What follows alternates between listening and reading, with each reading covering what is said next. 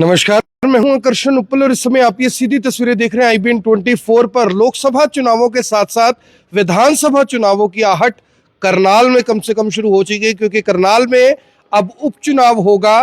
क्योंकि मनोहर लाल खट्टर, जो कि पहले मुख्यमंत्री थे हरियाणा के, करनाल से विधायक चुने गए थे, उन्होंने अपनी सीट से इस्तीफा दे दिया था। जिस दिन उन्होंने विधानसभा से इस्तीफा दिया था उसी दिन मैंने अपडेट दे दिया था करनाल को कि करनाल के अंदर उपचुनाव होगा। हालांकि बहुत सारे जो राजनीतिक लोग थे वो मान नहीं रहे थे कि करनाल में उपचुनाव नहीं होगा, बीजेपी इतना बड़ा रिस्क नहीं लेगी क्योंकि इतना कार्यकाल अभी रहता नहीं है। लेकिन आज जब चुनाव आयुक्त, मुख्य चुनाव आयुक्त ने चुनावों की घोषणा की तो बताया कि छठे चरण में करनाल में 10 सीटों के लिए, माफ कीजिएगा, हरियाणा में 10 सीटों के लिए लोकसभा चुनाव होगा, लेकिन करनाल की एक सीट पर उपचुनाव की घोषणा भी कर दी गई है। ऐसे में अब हलचल तेज हो गई है, बीजेपी अपनी कमर कस रही है, कांग्रेसी खुद कह रहे हैं कि अब करनाल में बदलाव होगा। ऐसे में हम पहुंचे हैं करनाल की पूर्व विधायक सुमिता सिंह के घर पर, उनसे एक बार जानते हैं कि आखिर क्या कुछ तैयारियां हैं। कुछ समय पहले जब हम यहां आया करते थे तो यहां पर लोगों का जमघट हुआ करता था। करनाल के जो स्थानीय लोग हैं वो सुमिता सिंह, जो कि पूर्व विधायक है, उनके पास आया करते थे। लेकिन अब क्योंकि 10 साल से सक्रिय राजनीति से कहीं ना कहीं दूर रही, फिर एक्टिव हुई, फिर दूर हुई, बताया गया कि काफी FIR उनके ऊपर भी दर्ज की गई थी। क्या ये पूरा मामला था और अब क्या कुछ तैयारी है सुमिता सिंह जी की? मैम, सबसे पहले तो चुनाव एक पर्व के रूप में देश के अंदर मनाया जाता है और करनाल में भी अब उपचुनाव होगा। हालांकि 6 महीने के लिए विधायक बनना है। क्या तैयारी है आपकी? क्या इस बार चुनाव लड़ेंगी या अक्टूबर में चुनाव होगा तब लड़ेंगे? ऐसे सबसे पहले तो मैं आपका, आकर्षण जी, यहाँ आप आए और मैं आपका स्वागत करती हूँ, आपकी टीम का भी स्वागत करती हूँ। जिस प्रकार से आपने कहा कि अब चुनाव है और फिर से अक्टूबर में है, मुझे इस बात का दुख है कि सरकार को कोई परवाह नहीं है लोगों के पैसों की। लोग जो अभी चुनाव होगा उसके बाद फिर 5 महीने या 6 महीने के बाद, मई में चुनाव के बाद तो अब देखो 4 महीने ही रह जाएंगे अगले चुनाव के। तो बहुत ही दुख की बात है कि लोगों का ये जो हार्ड अर्न्ड मनी जो है, जो टैक्स देते हैं, टैक्स का पैसा जो है वेस्ट किया जा रहा है। वैसे एक देश एक चुनाव की बात करते हैं, अगर एक देश और एक चुनाव की बात करते तो इनको चाहिए था पूरे हरियाणा का, पूरे विधानसभा का ये चुनाव करते।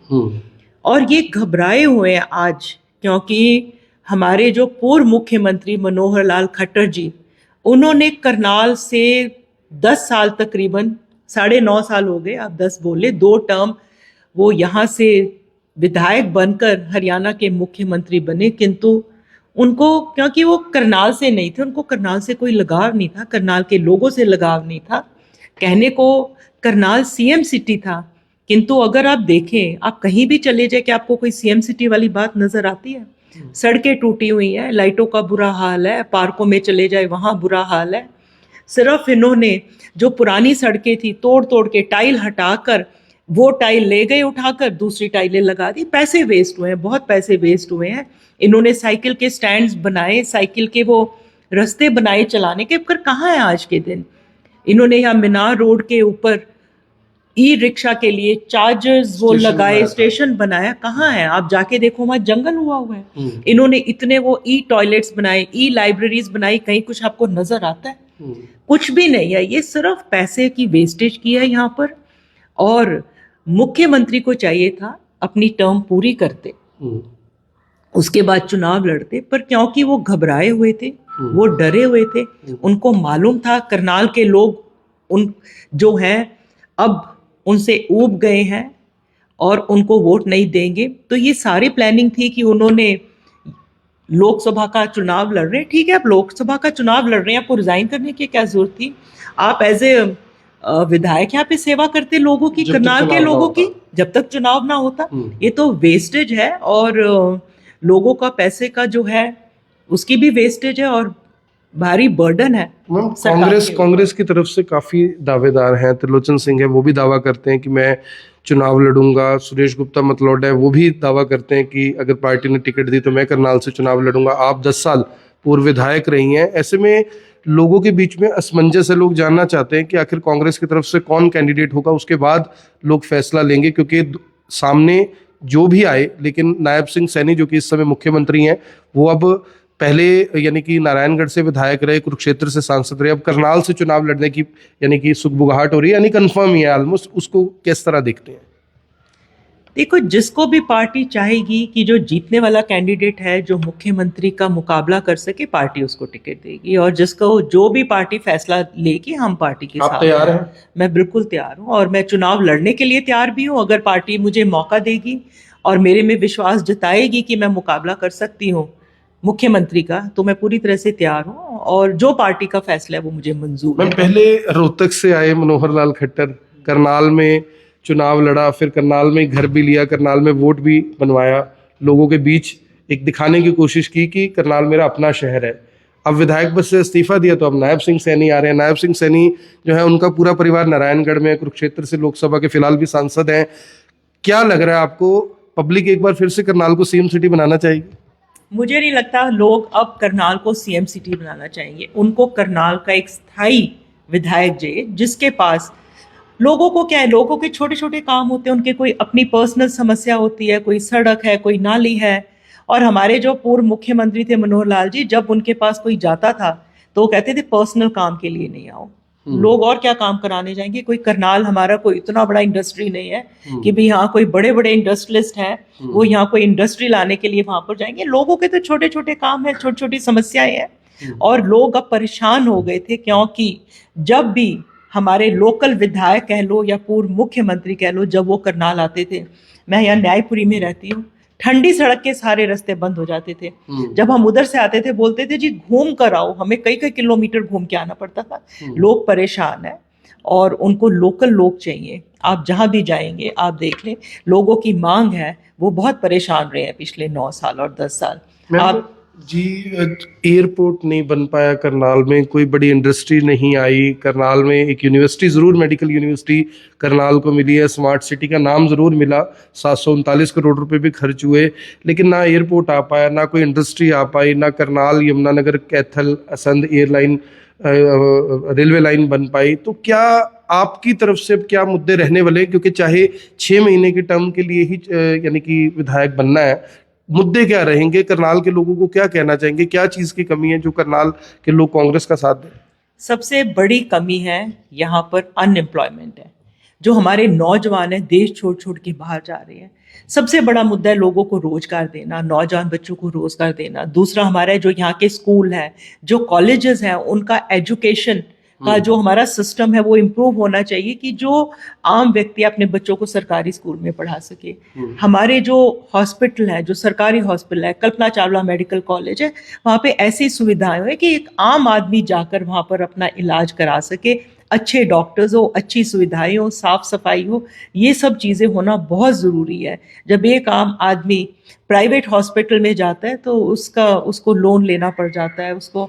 आज मैंने अखबार में पढ़ा है कि सरकार ने आयुष्मान वो योजना जो लागू किया है जिसमें हर किसी को फ्री 5 लाख की इलाज की बात होती है, उन्होंने हॉस्पिटल को दिया नहीं है पैसे और सभी हॉस्पिटल्स ने ये बोल दिया कि भी हम आयुष्मान का जो है कोई भी हम इलाज नहीं करेंगे। तो मैं चाहती हूँ ऐसी सुविधाएं हो जहाँ पे लोगों को इस कार्ड की जरूरत भी ना हो, सीधा हॉस्पिटल में, मेडिकल कॉलेज में, सरकारी हॉस्पिटल में हर तरह की फैसिलिटी हो। दूसरा हमारा जो एजुकेशन है उसके ऊपर हमारा जोर रहेगा, अनएम्प्लॉयमेंट के ऊपर जोर रहेगा। जो कल्पना चावला मेडिकल कॉलेज है, करनाल के लोग शायद भूले नहीं होंगे कि आपकी यानी कि काफी एफर्ट्स रहे उसमें। शुरू में सरकार तैयार नहीं थी, करनाल के लोगों ने उसके लिए प्रोटेस्ट किया, अब विधानसभा तक यानी कि मामला गया था वो, लेकिन जब फीता काटने की बारी आई तो बीजेपी ने उसे अपनी उपलब्धियों में गिना दिया। फिर भी आपने कभी पिछले 10 साल में कभी इस बात के श्रेय लेने की कोशिश नहीं की कि कल्पना चावला मेडिकल कॉलेज का जो श्रेय है वो मुझे जाता है, मैंने। क्या लग रहा है आपको कि इस तरह की कौन सी चीजें जो आप गिना सकते हो लोगों को कि आपने 10 साल के टर्म के दौरान की? ये जो कल्पना चावला मेडिकल कॉलेज है ये हमारा किया हुआ है। आपका ये जो काछवा फ्लाईओवर है, आप कैथल रोड वाला है, आपका घोगड़ीपुर फ्लाईओवर है, मैंने डबरी के अंदर 133 केवीए का सब स्टेशन, हांसी रोड के ऊपर 33 केवीए, कई हमने ऐसे सब स्टेशन लगाए। उसके बाद ये जो हमारे कॉलेज हैं, मैं जब विधायक बनी और मैं गर्ल्स कॉलेज रेलवे रोड पे गई या गवर्नमेंट कॉलेज, मुझे देखकर बड़ा अफसोस हुआ कि वहाँ पर हमारे बच्चे, बेटे बेटियाँ पेड़ के नीचे पढ़ते थे। बहुत सी हमने यहाँ पर क्लासेस, नए क्लासरूम बनवाए, ऑडिटोरियम बनवाए, कैंटीन्स बनवाए। उसके बाद हमारा जो IIT जो ये है इंस्टीट्यूट है, टेक्निकल इंस्टीट्यूट है, वहाँ पर बहुत से हम ITI। हाँ ITI में नए कोर्सेज लेकर आए, टेक्निकल कोर्सेज लेकर आए। कॉलेज के अंदर हम होटल मैनेजमेंट और इस प्रकार के कोर्सेज लेकर आए कि बच्चे अपने पैरों के ऊपर खड़े हो सकें। हमने जो ट्यूबल्स हैं, सारे ट्यूबल्स को हमने हॉटलाइंस के साथ जुड़वाया, वो हमने किया। और बहुत से हमने ऐसे बहुत से काम किए उस समय में। मैम लोगों के बीच में रहता हूँ, जब बात आपकी होती है तो लोगों के बीच में एक नाराजगी भी होती है। 2014 में जब चुनाव हुआ तो सुमित्रा सिंह असंध चले गए। 2019 की जब बारी आई तो चुनाव में दिखे ही नहीं, ऐसा बताया गया कि विदेश चले गए हैं। ऐसी क्या मजबूरी रही कि करनाल को आपको भी छोड़ना पड़ा? और 2019 के चुनाव में आप त्रिलोचन सिंह लड़ रहे थे, तब नजर ही नहीं आया, कह रहे थे विदेश चले गए हैं। नहीं, मैं यहीं पर थी, मैं विदेश नहीं गई, पूरी मैंने मदद की थी। और मुझे समझ नहीं आता जो लोग ये बोलते हैं कि असंध चले गए। मैं देखती हूँ एक दो पत्रकारों ने तो ये भी लिखा कि भगौड़े हो गई। मुझे समझ नहीं आता, मैं तो जिले के अंदर थी, करनाल से लगता संध है। हमारे जो मुख्यमंत्री थे पहले वाले, ये तो झज्जर से आए हैं, द्वारका में कहीं रहते थे। और अब जो यहाँ से चुनाव लड़ने वाले तो नारायणगढ़ से है। मैं तो जिले के अंदर थी और जहां से पार्टी ने भेजा मैं चली गई। और 19 का चुनाव था। 2019 का चुनाव था। मैं कुछ यही बता रहे थे कि आपने एक बार और बताया कि FIR कुछ दर्ज हो गई थी, डराया, वो क्या मामला था? मेरे को सरकार ने बहुत परेशान किया, मेरे को बच्चों को परेशान किया, मेरे ऊपर FIR हुई। और मैंने पूरे 10 साल ईमानदारी से राजनीति करी। कोई भी एक भी व्यक्ति अगर ये बोल दे कि कहीं भी मैंने किसी से एक पैसा भी लिया हो या उस प्रकार का कोई मैंने फायदा उठाया हो, तो मैं उसी समय राजनीति छोड़ दूं। आज मैं टीवी पर देख रही थी, हमारी कांग्रेस की प्रवक्ता बोल रही थी, जो कल लिस्ट आई है इलेक्टोरल बॉन्ड की, आपने भी शायद देखी होगी। पहले बड़े बड़े व्यापारियों के ऊपर, जिसके ऊपर पहले रेड हुई है, इनकम टैक्स की रेड, CBI की रेड, और हफ्ते 10 दिन 15 दिन के अंदर उन्होंने कई कई करोड़, 100 करोड़ के बॉन्ड्स खरीदे और रूलिंग पार्टी को दिए। या फिर मैंने ये भी देखा कि बहुत सी ऐसी, आज मैं देख रही थी, मुझे एग्जैक्टली नाम नहीं याद, मैं गलत नाम यहाँ पर बोल दूं, कि पहले बहुत जो बड़ी बड़ी इंडस्ट्रीज हैं, उन्होंने, किसी ने 100 करोड़, किसी ने 500 करोड़ उन्होंने बॉन्ड्स खरीदे और रूलिंग पार्टी को दी। और उसके बाद उन्होंने 40,000 50,000 करोड़ के इतने बड़े बड़े उन्होंने सरकार से फायदे उठाए, टेंडर्स लिए, कहीं पे उन्होंने सड़कों के टेंडर्स लिए, कहीं किसी और चीज़ के, कोई एयरपोर्ट्स के, और इस प्रकार का उन्होंने किया। मैम हमारी तरफ से शुभकामनाएं आपको। और अब देखना होगा कि करनाल का जो चुनाव है बहुत ज्यादा यानी कि रोमांचक रहने वाला है। रोमांचक इसलिए क्योंकि बीजेपी के लिए ये एंटी इनकम्बेंसी से लड़ने जैसा होगा। बीजेपी ने एक दाव जरूर खेला है कि जो मुख्यमंत्री सीट को छोड़कर गए थे, उनकी जगह अब जो वर्तमान मुख्यमंत्री है उनको जरूर लड़वाएंगे। लेकिन दूसरी तरफ कांग्रेस बार बार ये बात कह रही है कि हर बार बारी को करनाल की जनता नहीं सहेगी। बार बार बाहरी लोग आते हैं, करनाल से चुनाव जीतकर उसके बाद गायब हो जाते हैं। पब्लिक की कोई सुध नहीं लेता, कोई सुनता नहीं है, पब्लिक के मुद्दे कोई नहीं जानता, किसी को ये नहीं पता कि कौन सी गली कहां पर है। तो ऐसे में वो विकास को क्या करवाएंगे, ये फिलहाल मुद्दे रहने वाले। लेकिन आगे चलकर ये लड़ाई, ये शब्दों के जो तीर हैं वो और ज्यादा चलेंगे। दोनों पार्टी एक दूसरे के जाहिर तौर पर कटाक्ष करेंगी।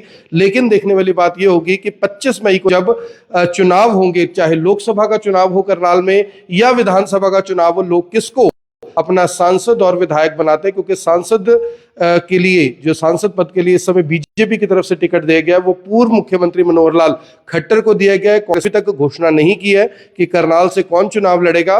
और दूसरी तरफ अब क्योंकि बात उपचुनाव की आ गई है विधायक पद के लिए, तो अब देखना होगा कि कांग्रेस किसके ऊपर विश्वास जताती है और मौजूदा सीएम के सामने लड़ने के लिए किस मैदान में उतारा जाता है। मेरी आप सभी से अपील, इस वीडियो को देखें भी, इसे शेयर करें और कमेंट बॉक्स में जरूर बताएं कि आप आने वाले चुनाव में किसको मौका देंगे, किसको वोट देंगे और कौन आने वाले समय में करनाल का सांसद और विधायक बनेगा। धन्यवाद।